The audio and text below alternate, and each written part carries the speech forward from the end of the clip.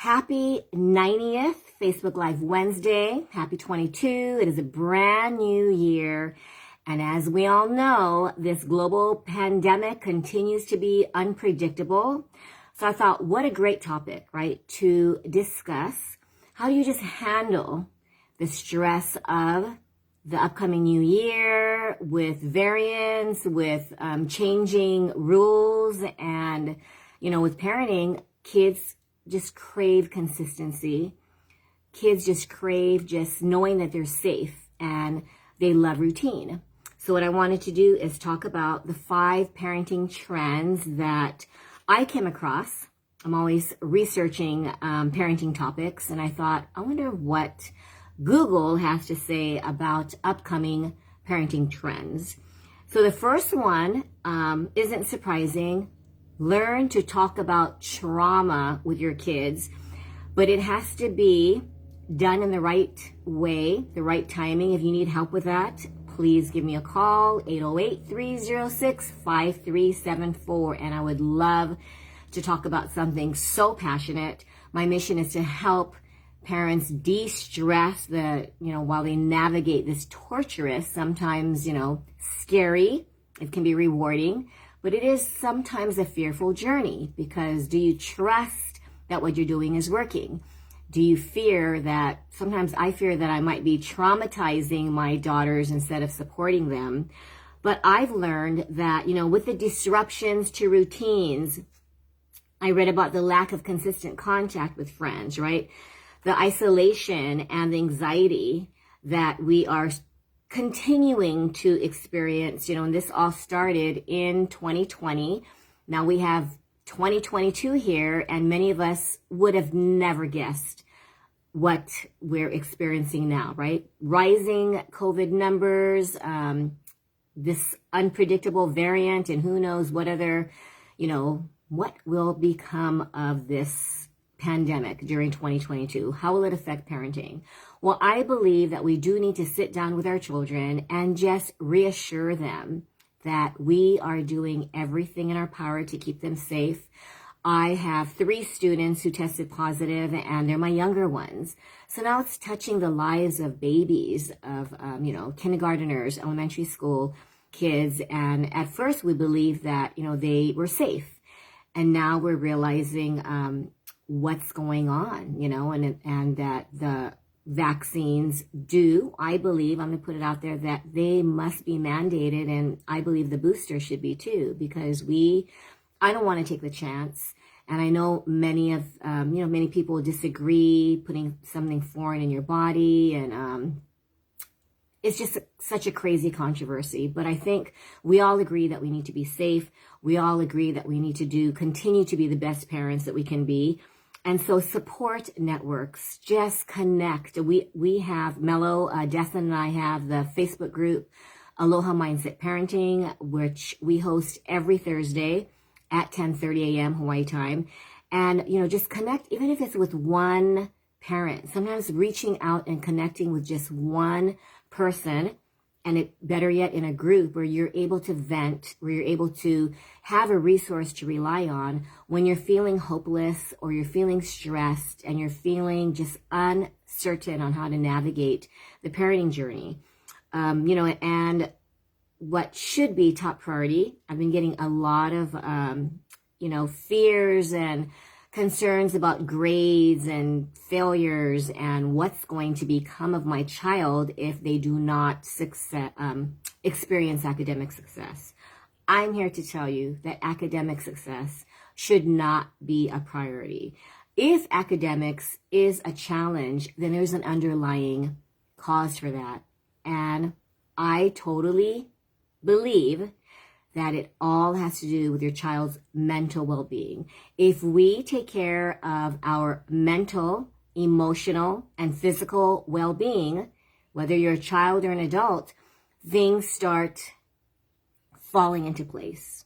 Academics will become not so challenging, because when you are operating on an empty emotional tank, you're stressed out, then you don't care. You become rebellious, and if a parent keeps pushing, or the parent makes the child feel, you know what? What is going on with your grades? I am so disappointed. I was that parent. And believe me, it did not work. It did not motivate my daughter. She shared her story, and her advice was parents just need to practice compassion. Parents should not be adding stress to their children when it comes to goal setting. It's one thing to guide, but children today are handling or are forced to handle just a tremendous amount of mental stress, right? Compound that with emotional stress, and it doesn't make for a positive academic environment. So even my straight A students, they, continue to struggle. Some of them, are just so determined to get that A, but at what cost? Sleepless nights, mental breakdowns, and just fearing that if they do not get the A, their future is compromised and they might become a failure. And as parents, it's our responsibility to remind kids that they will be okay, no matter what grades they're earning. The more stress that kids are experiencing when it comes to academics, their mental and emotional health just are severely compromised. So I don't mean to go off on a tangent, but, talk about what is going on with your children without judgment in your voice. And I'm letting you know now, it is not easy. I fail at this very, very often. And then, when I fail, I apologize, because we need to embrace that humanness. So when I wrote that, embrace being human, it really means to embrace your mistakes as a parent. Apologize if you lose your temper, because guess what?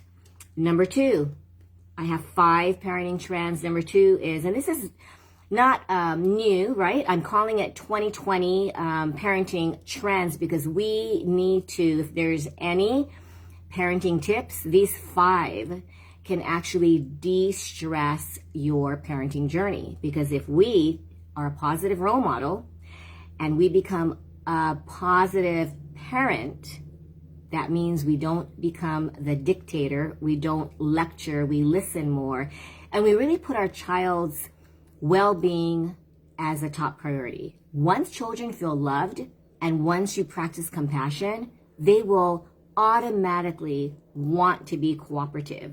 They want to aim high. They want to set goals. They want to reach for their dreams. But if they feel that they're forced, that it's mandated, they will rebel. Think about their little brains. I love it when someone said their little brains are the size of a macadamia nut, and we expect them to be emotionally mature enough to make the right decisions. But as parents, do we really know what the right decisions are? We think we do, but parenting is changing. Even the road to success is changing, and many of our kids are opting out of college, or maybe they get a college degree, they switch career paths several times, and I have found that just supporting our children and loving them unconditionally and really minimizing the lectures, and I am guilty, I'm guilty of doing everything that I tell you guys not to do. But what's different is I'm apologizing, and I notice that it is creating a more healthy bond with my daughters, and just let them know that, conflict it's a part of life. But if they know that you are loving, that the family bond is always there, then whether conflict arises or not, you create a positive resolution, and you teach them that, and you role model that. Because if your kids are acting up, I hate to say this, but they are role modeling what they see. If you are losing your temper, if you are just, not being who you feel that you should be, and it mirrors back. Our children show us our darkest side, and they mimic us, and they will retaliate sometimes. And when resentment builds, the bond is slowly broken. Is it impossible to repair? No. As the mother of 2 adult daughters, 25 and 19, I'm learning that apologizing, talking about past childhood trauma, or just things that really broke their soul, once you start talking about it, the healing process begins. And I think during 2022, we need to focus on healing instead of just, goal setting, and really just make our mental health. Everyone is talking about it, but really just make just tiny, tiny steps towards improving, our own mental health as parents. And that is the number 3 tip, is look after yourself. That old saying about you have to put your own mask on if you are, plane is going down, and if you put your oxygen mask on your child first, then guess what? You are not even going to survive. We need to put parent self-care a top priority. So I know a lot of people are still hesitant in even working with a parent coach. And I interviewed someone yesterday with over 35 years of leadership experience. And he said, working with a parent coach, working with just someone who is experienced in the field, and just someone who can be a non-biased member. It's almost as if you are collaborating with a cheerleader who is right beside you, who can guide you, who can give you advice without being emotionally involved. Then guess what? When you improve yourself as a parent, then your child will naturally improve. But we seem to invest so much on, people invest in my tutoring services. People invest in athletic or music lessons. And it's all for improving the child, right? You want to support your child's academics. You want to support your child's hobbies, or even their route to earning a scholarship. But if you do not invest in yourself, I'm noticing that the parent bond can be damaged and it can be healed. But how do you heal it? It is a unpredictable, sometimes harsh journey to ride, right? It is sometimes an emotional roller coaster ride that you cannot stop. You are doing the topsy-turvies. You are getting mentally and physically sick sometimes. And you wonder, what do I do? Well, connect with me. I am planning another parent summit this August, but I also would like to do more smaller groups. So if you're interested in a parent support group or one-on-one, message me and let's get 2022 off to a good start. Number 4, we all mention about family time without electronics. We FaceTimed Sabrina last night, and right at 9, her FaceTime just ended. And she called back and said, yeah, I turn off all, I turn off my phone except the meditation app so that there are no notifications. She cannot receive any, messages, texts, phone calls, because it is time to prepare for quality sleep, and she doesn't want to be disturbed. And I thought, wow, that is something that we really need to practice, is time without electronics. And I'm always, I need to promote my Facebook Live. I need to answer these texts. I need to respond to emails. But there comes a time that we do need to role model that to our children, the need to get off of our electronics and just be. We are human beings. We are not human doings, right? So enjoy a meal without electronics. We went to 2 movies consecutively. On Sunday, we saw Sing 2, and then we saw the latest Spider-Man movie on Monday. Theaters are pretty much empty, but it's such a family bonding and just life-changing sometimes, because I looked at my daughter and her face lit up, and it's a movie. We need to get back to the simple pleasures, and it could be a walk around the neighborhood. It could be a family movie, in a way. It's not really electronics. It is watching a show, but whatever your child really enjoys. And I'm going to be sharing this idea that does involve electronics, but minimize the time frame, right? But really go and share your child's hobby. Maybe it's just 20 minutes of doing the video game, but you do practice non-electronic time, but you be an active participant when it becomes what your child's interested in. I got into the K-drama.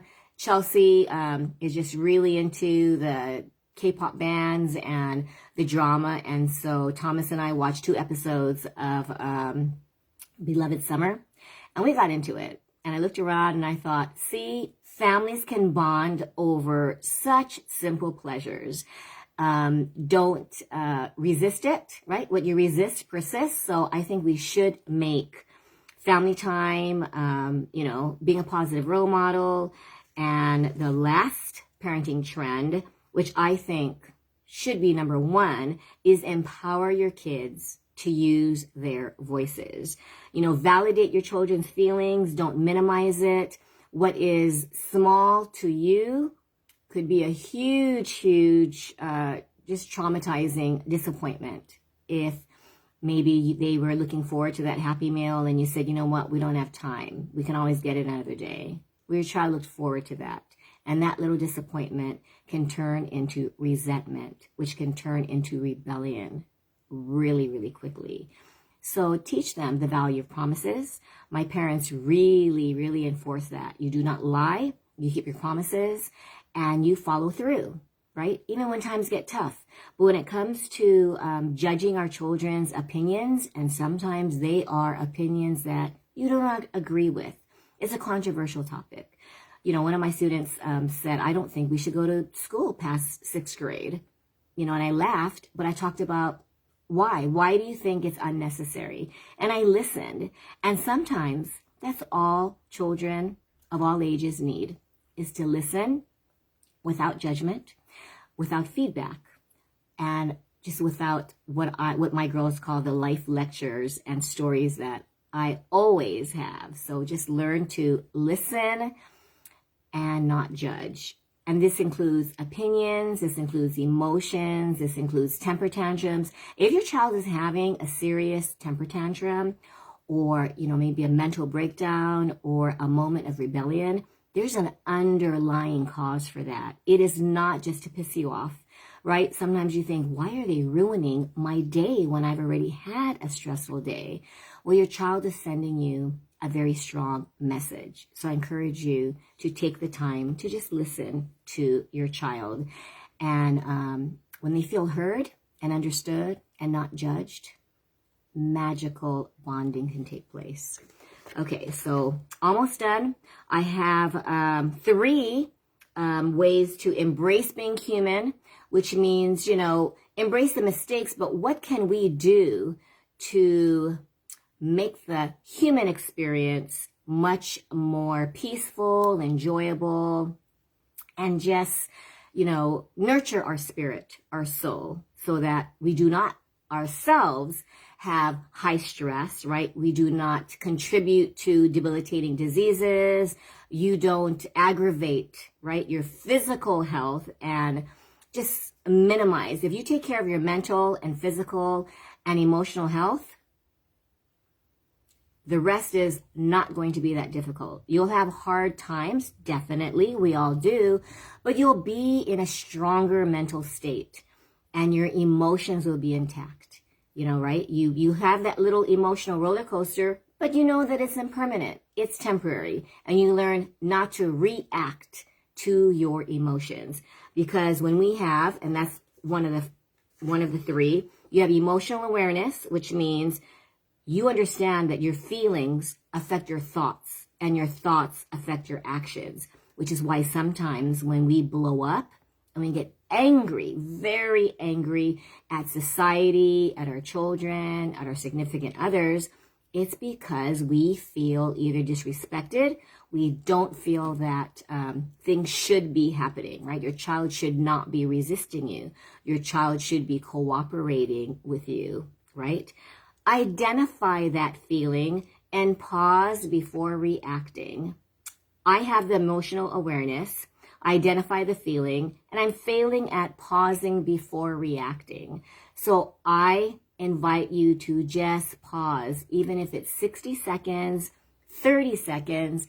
Hey, John, and just make sure that you don't allow your feelings to dictate the words that just, it's almost like Chelsea calls it like vomit talking. And when you vomit your words, you can really hurt someone's feelings. And then your children will end up either building resentment or wanting to rebel, or in your eyes, they're disrespecting you, but it's because they don't feel heard, right? They don't feel understood or judged. It all goes back to, children, you want respect from your children, but when your children don't feel respected, and it is a vicious cycle, because a lot of parents, right, tell them, you need to respect me because I'm the parent.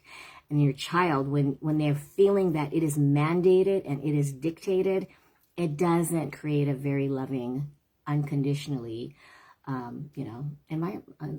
unconditionally loving environment. Number 2, we've been practicing this. I'm going to I'm going to incorporate this in our daily family routine, and it's practicing gratitude. So there are just 3 of us. Actually, Sabrina's in LA. So she said, before we say goodbye, let's share our favorite part of the day, which I did when they were little. So I am incorporating describing one thing you're grateful for each family member. And then they do that to you. So I'll just share, like Chelsea was very grateful that Thomas surprised her with Mililani restaurant fried noodles. And she checked Amazon, and this calendar of one of her favorite K-pop bands, Stray Kids, was going to be delivered. So she's like, Mom, did the mailman come? And I said, why? And she said, well, I am grateful for the surprise that you ordered for me. And so do that. That gratitude will lift your kids' spirits, which means if they had resentment building, I promise you it does help your child heal from because all of us will blow up. Well, I know I do, not all of us. If you have it together, but who has it together? Maybe a few of us, but there will be human moments of frustration. So when you have that, you do blow up, apologize, forgive yourself, practice compassion, and at the end of the day, ask everyone to share their gratitude, and then you share what you're grateful for each of your family members. Friends, you can even do that too, and make relaxation a daily part of your routine. I've been starting a morning bubble bath, listening to positive morning affirmations. It's 15 minutes. Do something that you enjoy for 15 minutes. Maybe blast some of your favorite music. Just do something. Whatever your emotions and your mental state needs, you need to feed your soul. That's the number 2. So emotional awareness, number 1, gratitude and relaxation, number 2. And the last one, start a positive mantra. If you don't believe it, I invite you to take this challenge and include 10 long, deep breaths. I do advocate for deep breathing in the middle of your emotional or mental meltdown when you feel life is hopeless, you're feeling angry, you're feeling that life is unfair. Try it. If you can't do the 10 long, deep breaths, try 5. It's amazing what the power of breath, how healing it can be. So I wrote 5 of my favorite mantras that I came across. One is, I choose to be calm and at peace. If you're really, really upset, just tell yourself, I choose peace. I choose peace. I like being calm too, so I choose to be peace and to be calm. It is our choice, right? Even in the midst of an emotional meltdown, pause and deep breathe and remind yourself, you get to choose between anger and peace. Which is the better emotion to feel? Number 2, this is a long one, but the main mantra is, I am enough. And I love when the author of this mantra wrote, I am enough, right? What I do is enough, and what I have is enough. But just repeat that. I am enough. I have enough, and what I do is enough.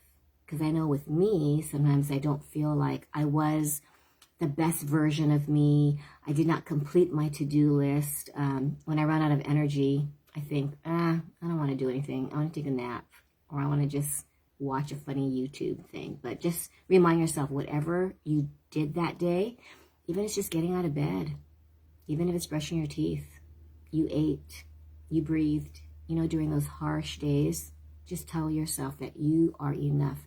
Because once your self-esteem gets chipped away and you start feeling hopeless, then you start feeling worthless, you're going down that rabbit hole. So stop and just tell yourself, you know what? I am enough exactly the way that I am. Number 3, laughter lightens my load. Those friends you can call on to make you laugh, to support you. It's amazing. At 2 a.m, I've discovered comedy channels or YouTube, comedians on YouTube, and it is amazing. Within a few minutes, you start laughing, and laughter does lighten your load. Number 4, I love this one, and I think it is plugging my book. Mama's Gotta Let Go. Doesn't have to be mama, right? Everyone needs to let go. And how do you let go without losing your sanity? By using a mantra. I let go of anything not for my highest goal. I'm sorry, not goal, good. I let go of anything that is not for my highest good. I'm going to repeat that one more time. I let go of anything not for my highest good. Sometimes we really crave it. We want a job. We want our kids to do, fill in the blank. We don't want to fight with our significant other. We just want fill in the blank. If it's not happening, right? I did not want to lose my mother on my dad's birthday, but I remind myself that everything that is happening, losing a job, what's hard is losing a loved one, maybe struggling financially. Everything is happening for your highest good. When you let go, you let in opportunities. You just have to be open to looking for these opportunities instead of focusing on, what you did not want. And the last one, I love this one. It's a little long, but it's one of my favorites. Love radiates out from me in all directions and returns to me multiplied. I'm going to say that one more time. Love radiates out from me in all directions and returns to me multiplied. Maybe an easier way of saying is love radiates from me, right?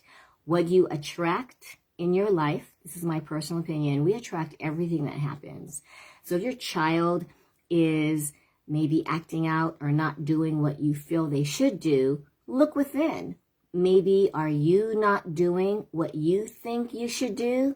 I know every single day I'm doing things that I should not do, I should not say. I'm comparing myself. Sometimes I'm feeling hopeless or frustrated. But whatever it is, your children, right, are going through a lot. We are all going through a lot. But if you have a child under, say, 25, 25 is the age where we are supposed to be emotionally mature. For males, mid-40s or early, like 42, with all this stuff that we've been going through, especially the pandemic, it is really harming our mental and emotional health. Physical health is compromised, right? Added stress. So just focus on gratitude, focus on compassion, focus on self-care, and just know that you will get through this no matter what, okay? So that is my my tips on how to prepare for the new year, right? To recap, parenting trend, be brave and talk about trauma, right? Ask, so how are you feeling? What's going on? Is there anything that you need from mom or dad, or from grandma, grandpa, uncle, aunt, right? Be a positive role model. What you see in students, in children, sometimes is a reflection of what they're experiencing, not your fault. But sometimes we can be a little bit more positive just to show them that you can practice compassion.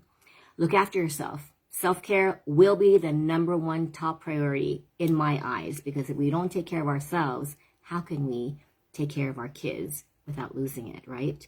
Family time without electronics, empower your kids to use your voices, The last 3, to embrace being human: gratitude, relaxation activity, right? A hobby, emotional awareness.